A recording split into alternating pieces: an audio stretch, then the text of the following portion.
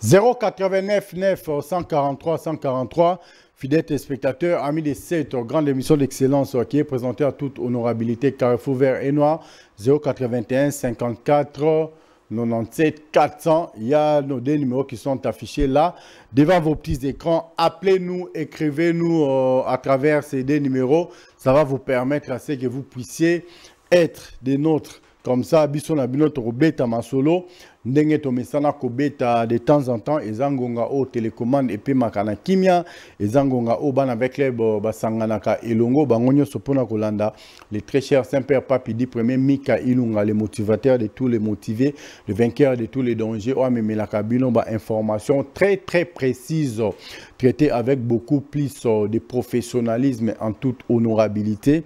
Yango to sepela ki kokota na banda kuna bino na poko alelo pona ko beta biso na bino masolo ya ASV Club de Kinshasa ndenge to beta kana bandi la fois passée to te ko beta la bino masolo na o etali ba sanction oyo ve club azwaki ba sanction oyo ba ve club bien ebele balingaki ba memango balatisa ngo Toulouse na mutu ya batumi bale oyo batikala atakutu ko gérer ba joueur entraîneur wanate na joueur wanate o batikala atakutu koza na signature te tangu les comités oyo utaki kotika biso ya Mamadou bazwaka ba responsabilité ya makambo oyo bazwaki basalaka oyo basalaka na banzi bandeko wana mibale batikalaki kozala na memizo na eloko moko te mais lelo ndenge balobaka na lopoto le vin est tiré il faut le boire na banzi il est grand temps bana ve ya nyonso bokolanda ngai bosi la koye ba ete kaka ndenge le très cher Saint-Père Papidi premier Mika Ilunga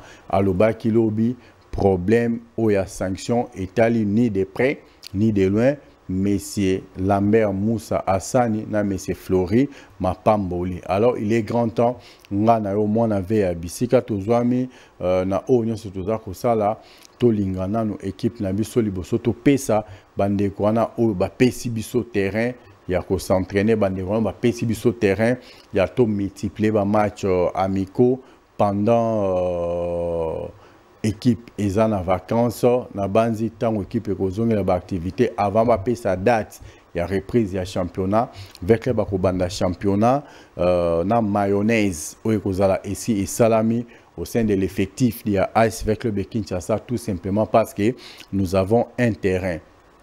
Tout simplement parce que batie biso na ba condition oyo elongo bani pona ko permettre biso to sala musala na ndenge elongo bani yango na sengi na bana ve ya nyonso partout beaucoup landa biso en tout cas to lingana no vita to travailler na nous pour le profit de l'ASV Club de Kinshasa. Ça sera une chose très intéressante non seulement pour moi, non seulement pour toi, mais pour l'avenir de l'ASV Club de Kinshasa. Quand une équipe est bien préparé.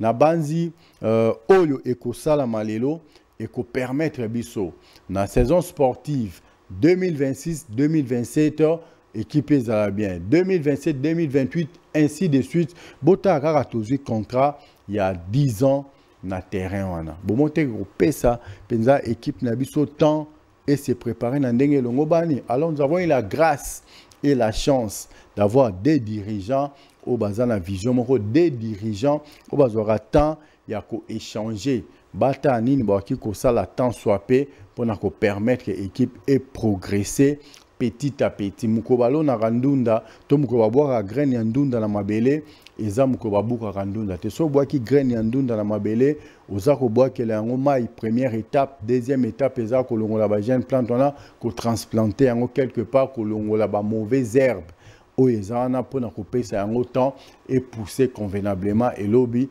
mutu aliandunda bien mukolope bazwaka idée ya ko tongandako ce n'est pas les mêmes jours de balala kananda même une maison préfabriquée ezwaka temps pour na mutu akota na kati alala.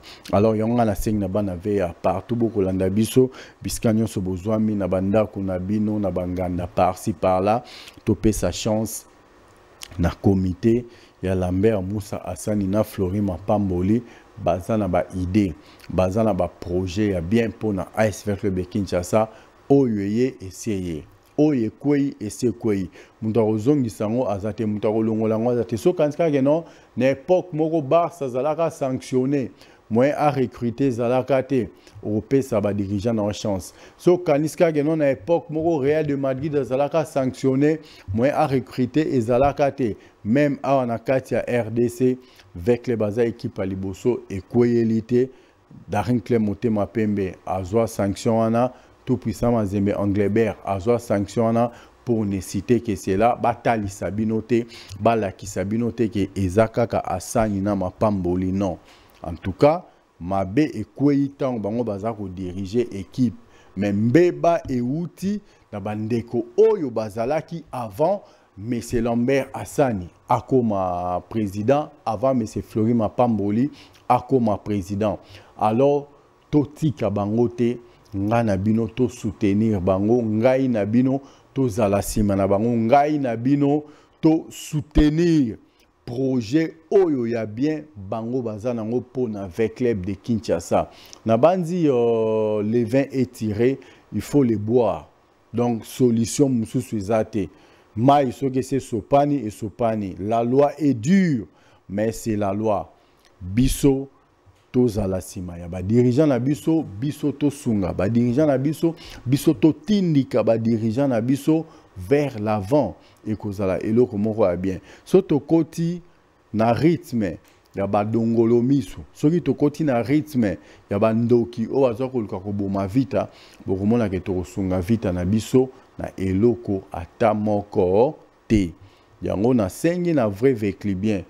Bana veya nyonso oya solo so bana veya nyonso ya malonga bozala sima ya ba dirigeant na bino le président Lambert Moussa Assani le président Flori Mapamboli na makanisi ya bien o baye nango po na avec club et kozala eloko moko ya bien entre-temps tant toza kosunga bango et permettre biso pe na kati ya ba section na biso to organiser ba section parce que makasi il y a une section, il y a une équipe, pardon, et vendra dans quatre, il y a une section. La force d'une équipe se réside dans ces sections. Nous avons combien de sections?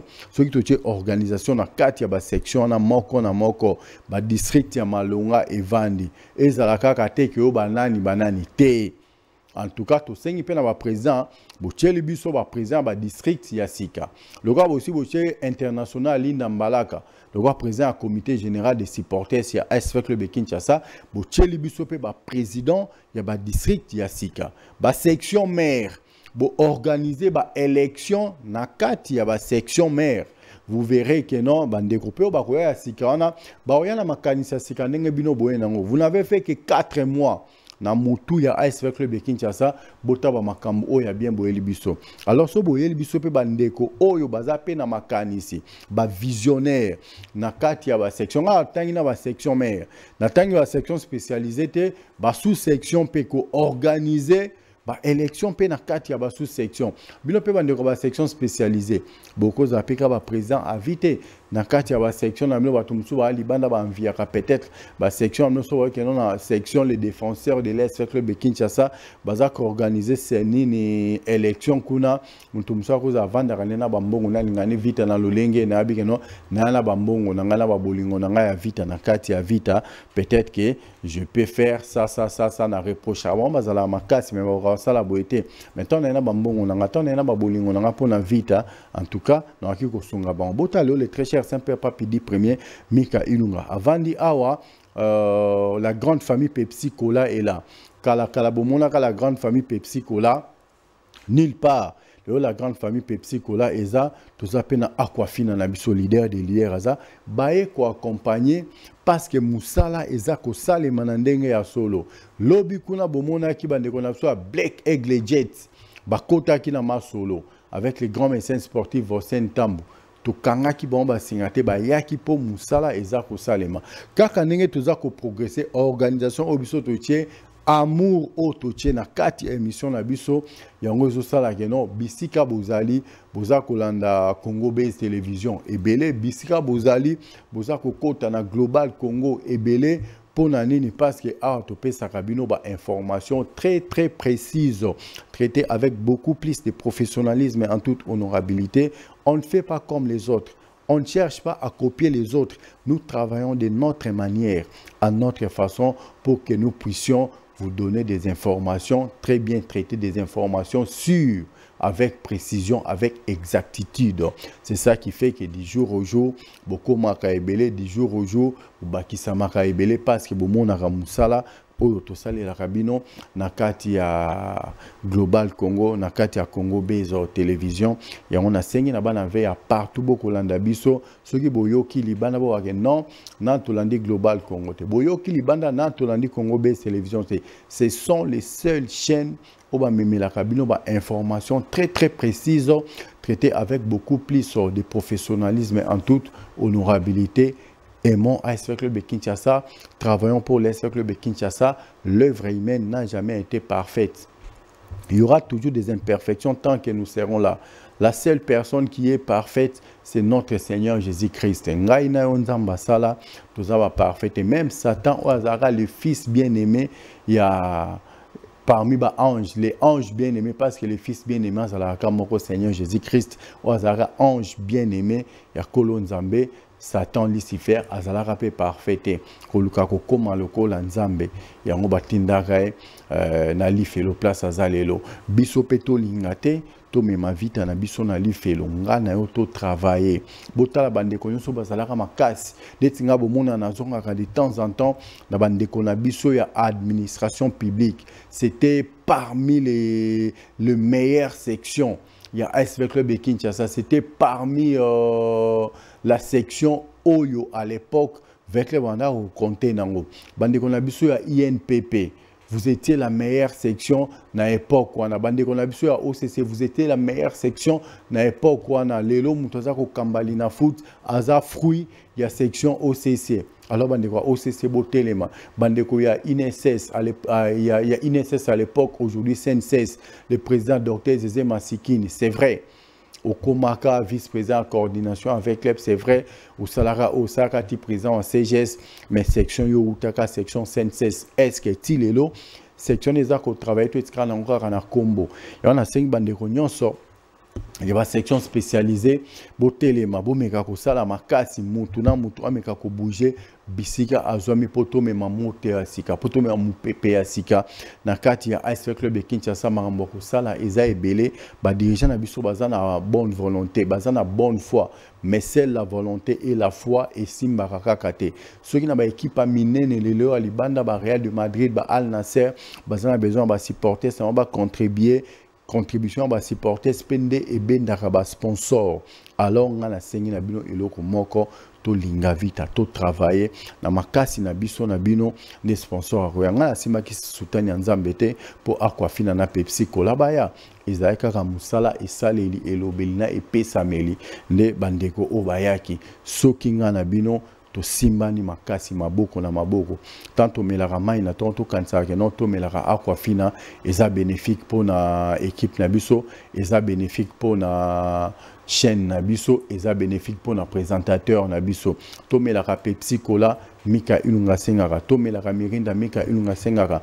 N'est-ce pas mona ke non bango pe de leur côté ou de leur part baba ke non en tout cas côté kuna ils ont apporté un plus bot katocha bango maboko lolenge wana nde batambolaka lolenge wana nde makambu ekendaka penza liboso totika kukumbaka mokumba nyonso totikela bato mibale non nzamba salaka mutuna misapi belé na maboko po ebike mosapi moko ekolongola pose wa soki potite mosapi moko ekosukolelonga mutute ifaza na misapi belé na liboke to sangani nde tokolonga na liboke to sangani nde tokotindika équipe na biso ekende penza liboso bamakambo eza kobima ebele tokolala tolamuki problème eza mais musala ya ba section eza nini kala tozalaka na ba section bakomaka na tableau bakomika na tableau mais tamboli partout même information bakomaki na tableau awa ekokomama na ba commune nyonso tozalaka kutu na ba sous section te tozalaka na ba section spécialisée tezalaka ba section mère wana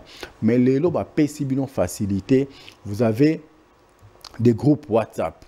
Vous avez des chaînes de télévision, vous avez des émissions spécialisées. La toute première émission spécialisée depuis que le monde est monde, c'est cette grande émission d'excellence qui est présentée en toute honorabilité, Carrefour Vert et Noir. Alors vous avez cette grâce d'avoir une personne qui a la possibilité et les moyens d'être en communion fraternelle avec les dirigeants de votre chère équipe que vous aimez tant. Quand il y a quelque chose qui vous échappe, ne cherchez pas d'aller loin, ne cherchez pas d'aller fouiner là où vous ne pouvez pas trouver une information précise. Il y a des numéros qui sont affichés au bas de vos petits écrans. Appelez-nous par ces deux numéros-là, écrivez-nous par ces deux numéros-là. Ça va vous permettre que vous puissiez avoir des informations nettes. Ça va vous permettre que vous puissiez avoir des informations très précises. Je crois que vous avez senti que quelque part, je suis en train de m'efforcer parce que je suis menacé par la grippe. Mais par l'amour et pour l'amour que j'ai pour vous, je me suis fait violence d'être là pour que nous puissions partager ces beaux moments. Alors, très prochainement, je vais commencer à revenir avec le match antérieur de l'AS Club de Kinshasa pour vous redonner le goût à ce que quand le championnat va reprendre, Club et Beta Kalisou sous match stade pour l'été. Match à Souka Vitana Imana, c'était un match très décevant. Au condimentaire Vitana Imana Beta. C'est comme si c'était des équipes, même équipes à quartier, bah supporters, bah dans quartier, bah soutenir l'équipe mais Vitana Imana et Beta local bah supporters nango bah aveugle qui va conduire l'aveugle à côté de la match na stade. Mon tout est avec les côté match à Kumonanine et l'autre côté alors Tomeka Kolinga Vitane Tolinga ka yango na kala ya na senga ki na bino ba présence sectionnel au moment où organiser ba élection au sein ya ba section na bino bato ba kozwa pouvoir sikawana ba koyana mu PPA sika ba koyana batu na bango ba famille na bango bino ba famille na bino peut-être qu'ils sont déjà fatigués na ba résultat peut-être na routine la routine tue des fois. Yango, il faut de temps en temps, il faut être stratège comme Ranson de la forêt. Être stratège comme Ranson de la forêt, vous avez tout compris. Mbalamoko, sans effort. Parce qu'un fin stratège, la plupart abandara na bango bota le londenge bazé même bango nyonso ba balé ki na mais ils ne font pas ce que fait Wera parce que c'est un fin stratège. Il aime ce qu'il fait, il aime ce qu'il est. Alors, bisope tolinga vita, tolinga o vite ezali.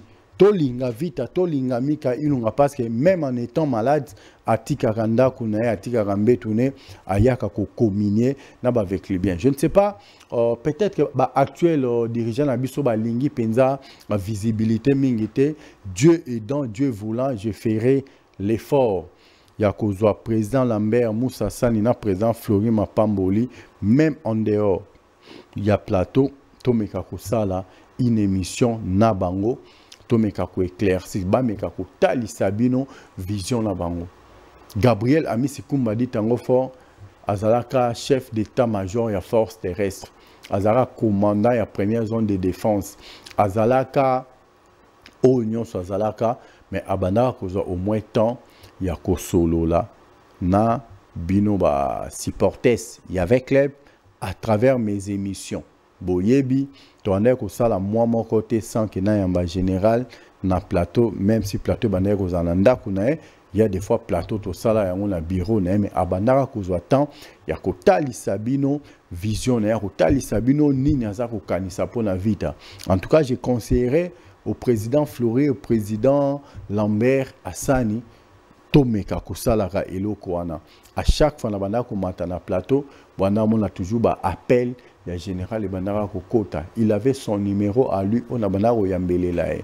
Na bandi soto meki ko tambola pe lo lenge wana na bango et ko aider ba avec lui bien belé ba msuso bozana ba doute, ba msuso boza ko yima bomeka ko zongi sa bolingo wana na kati na bino, bomeka ko zongi sa sentiment na ya vita na kati na bino na bandi et ko zala penza eloko moko ya vrai bien. Un grand merci.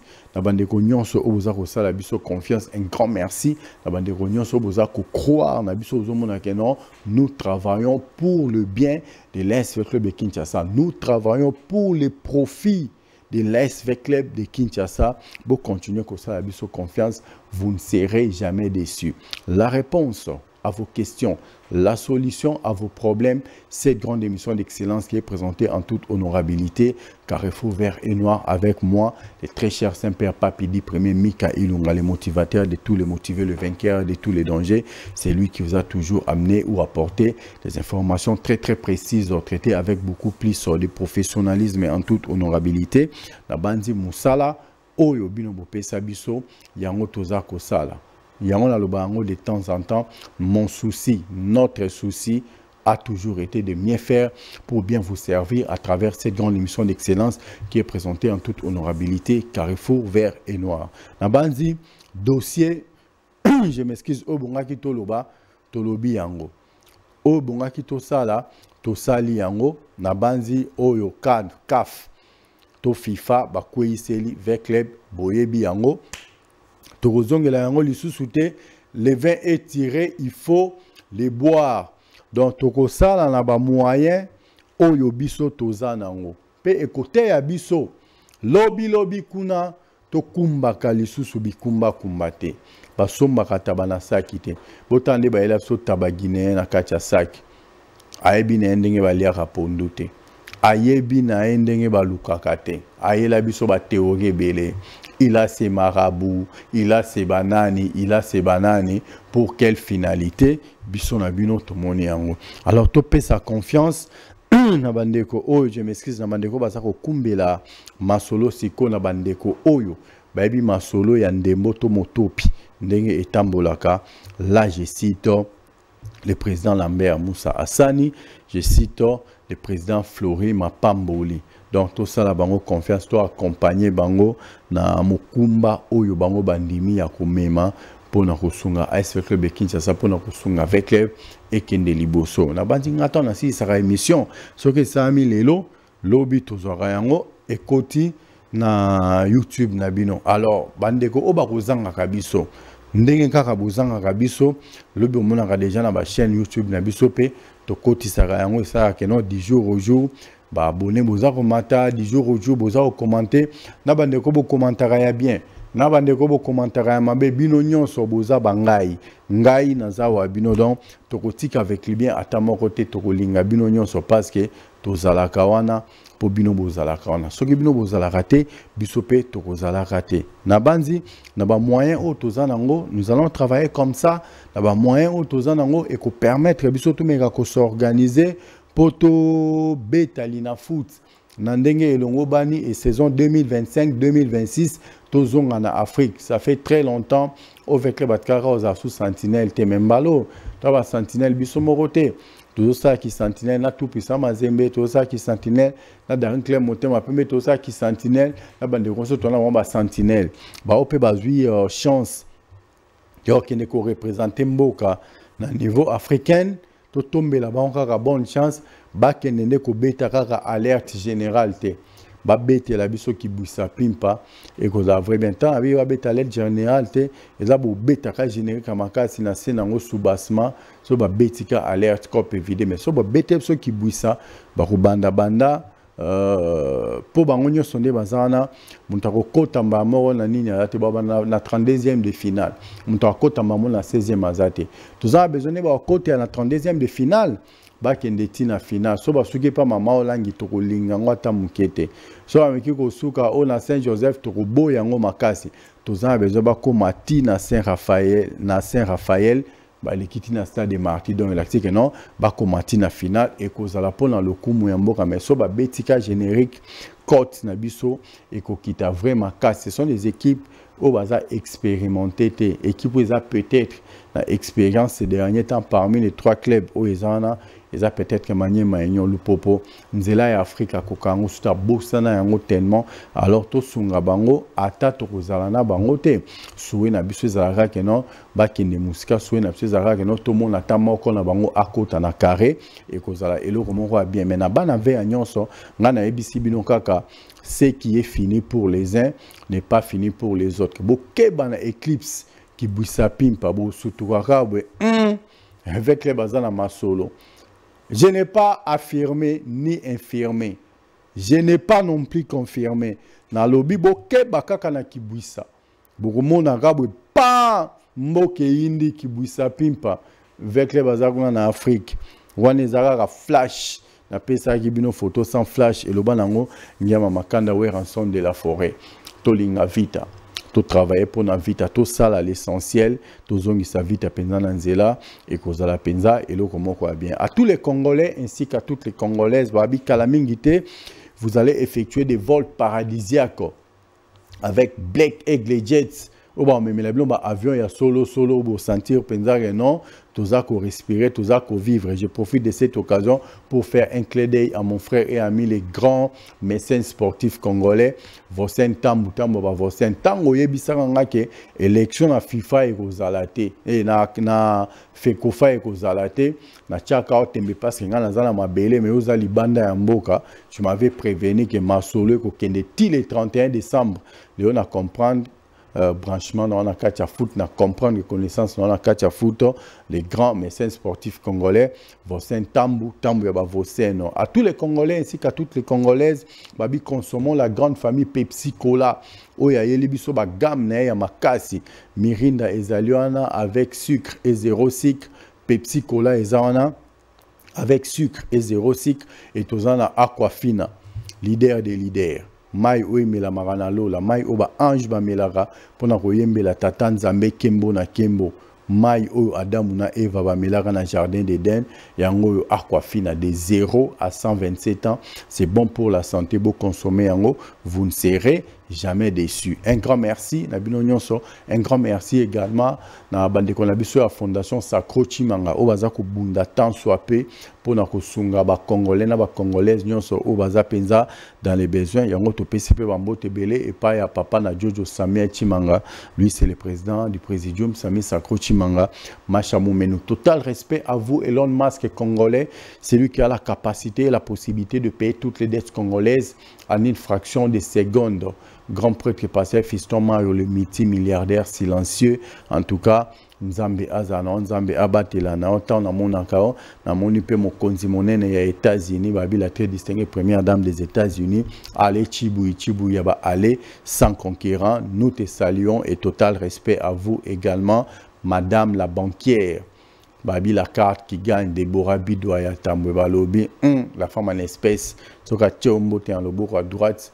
Dans le beaucoup à moi aussi, Oyoki Moukous. En tout cas, merci à toi et un grand merci à toi également, grand prêtre mère boss, la définition d'une beauté parfaite, espérance Kaouma Yaba espérance. Nous te saluons. Nous y voilà à la fin de notre speech de ce soir. L'œuvre aimée n'a jamais été parfaite. Si vous avez aimé, un grand merci. Si vous n'avez pas aimé, appelez-nous, écrivez-nous, ça nous fera énormément du bien.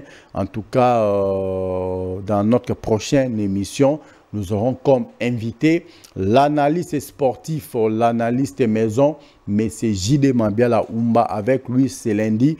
Nous allons parler en profondeur en ce qui concerne l'ASV Club de Kinshasa, la saison sportive 2024-2025. Ça a été ou ça n'a pas été, vous les connaissez. C'est une personne qui analyse toujours en profondeur. En tout cas, le message est lancé. Monsieur J.D. Mabiala Umba, l'analyste sportif, l'analyste maison. Un grand merci à tous ceux qui nous aiment et à tous ceux qui nous haïssent. Retrouvons-nous ce lundi déjà avec M. J.D. Mabiala Umba. Quant à moi, je vous dis bye bye. Consommons toujours la grande famille Pepsi Cola. Merci. À demain.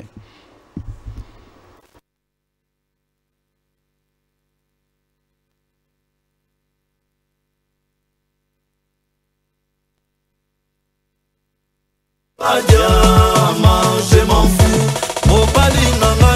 Maître Ikoulou.